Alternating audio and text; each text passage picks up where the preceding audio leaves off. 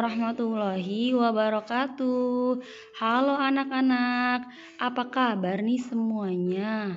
Semoga kita semua selalu dalam lindungan Allah Subhanahu wa Ta'ala. Amin. Pada hari ini kita akan belajar pendidikan agama Islam dan budi pekerti dengan tema senangnya belajar surat An-Nasr. Baiklah, tujuan pembelajaran kita pada pagi hari ini yaitu yang pertama, peserta didik dapat membaca surat An-Nasr dengan tartil. 2. Peserta didik dapat memahami isi kandungan surat An-Nasr. Sebelum kita memulai pelajaran pada pagi hari ini, marilah sama-sama kita membaca doa belajar. Bismillahirrahmanirrahim. Rabbi zidni ilma warzuqni fahma. Ya Allah, tambahkanlah kepadaku ilmu dan berikanlah aku pemahaman. Baik, marilah sama-sama anak-anak mendengarkan surat An-Nasr ayat 1 sampai 3 dengan artinya. Surah An-Nasr. Bismillahirrahmanirrahim. Dengan menyebut nama Allah yang Maha Pemurah lagi Maha Penyayang. Idza jaa nasrullahi wal fath. Apabila telah datang pertolongan Allah dan kemenangan. Wa ra'aitan nasa yadkhuluna fi dinillahi afwaja. Dan kamu lihat manusia masuk agama Allah dengan berbondong-bondong. Fasabbih bihamdi rabbika wastaghfir.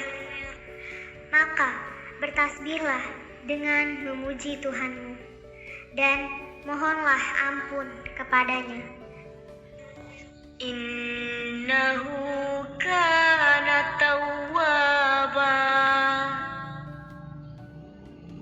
Sesungguhnya Dia adalah Maha Penerima Taubat. Shadaqallahul azim. Baik anak-anak, selanjutnya Ibu akan menjelaskan tentang isi kandungan dari surat An-Nasr. Surat An-Nasr terdiri dari 3 ayat.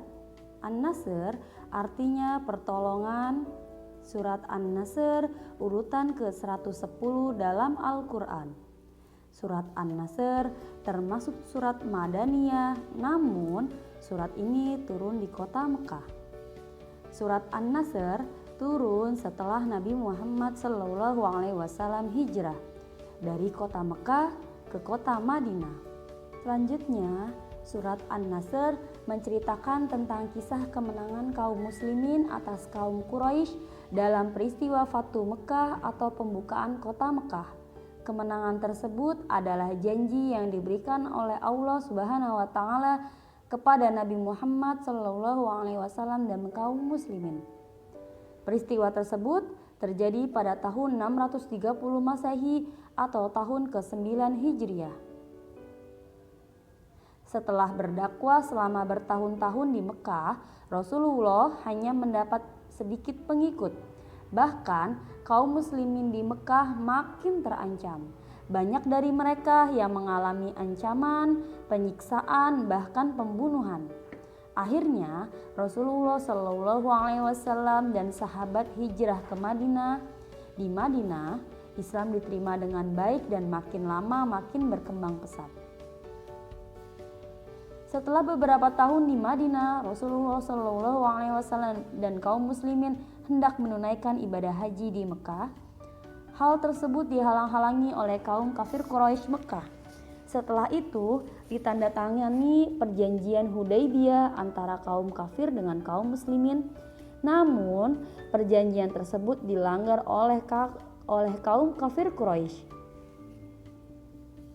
Akhirnya Rasulullah Shallallahu Alaihi Wasallam menyiapkan pasukan kaum muslim untuk merebut kota Mekah. Rasulullah Shallallahu Alaihi Wasallam berpesan kepada kaum muslimin agar menghindari pertumpahan darah dalam penaklukan kota Mekah. Mereka tidak boleh menghendus senjata kecuali dalam keadaan yang sangat terpaksa. Senjata yang mereka bawa hanyalah untuk menjaga-jaga dan membela diri seandainya kaum kafir Quraisy melawan perlawanan. Penduduk Mekah sangat ketakutan melihat banyaknya tentara yang dibawa oleh Nabi Muhammad Shallallahu Alaihi Wasallam. Mereka meminta maaf kepada Nabi Muhammad. Nabi Muhammad memaafkan orang Mekah sekalipun dulu mereka memusuhinya. Berhala-berhala yang ada di sekitar Ka'bah segera dihancurkan. Setelah itu, Nabi Muhammad dan semua para jurid serta orang Mekah bersama-sama melakukan ibadah haji. Semua kemenangan ini merupakan pertolongan Allah Subhanahu wa taala. Atas pertolongan Allah Subhanahu wa taala, Nabi Muhammad Shallallahu alaihi wasallam dan para sahabatnya mensyukuri dengan banyak memuji dan bertasbih kepada Allah Subhanahu wa taala serta memohon ampunan. Sekarang aku tahu bentuk penerapan surat An-Nasr dalam kehidupan sehari-hari, yaitu pertama, bersabar dalam menghadapi sikap yang tidak baik dari dakwah. 2. Berdakwah pantang menyerah meskipun menghadapi rintangan. 3. Siap berkorban dalam membela Islam dan menjaga wibawa kaum muslim. 4. Pandai menjaga diri agar tidak menimbulkan keresahan dan kekacauan di masyarakat sesuai pesan Rasulullah Shallallahu Alaihi Wasallam.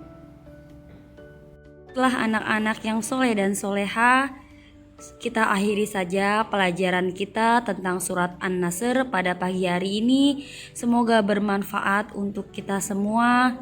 Ibu berharap kalian semua di rumah mengulang-ulang bacaan surat An-Nasr agar tartil dan agar hafal bacaannya. Dan ibu berharap kalian pun mengulang-ulang video tayangan penjelasan ibu pada hari ini agar kalian dapat memahami tentang isi kandungan dari surat An-Nasr. Marilah sama-sama kita akhiri pelajaran kita pada pagi hari ini dengan mengucapkan Alhamdulillahirabbil alamin. Wassalamualaikum warahmatullahi wabarakatuh.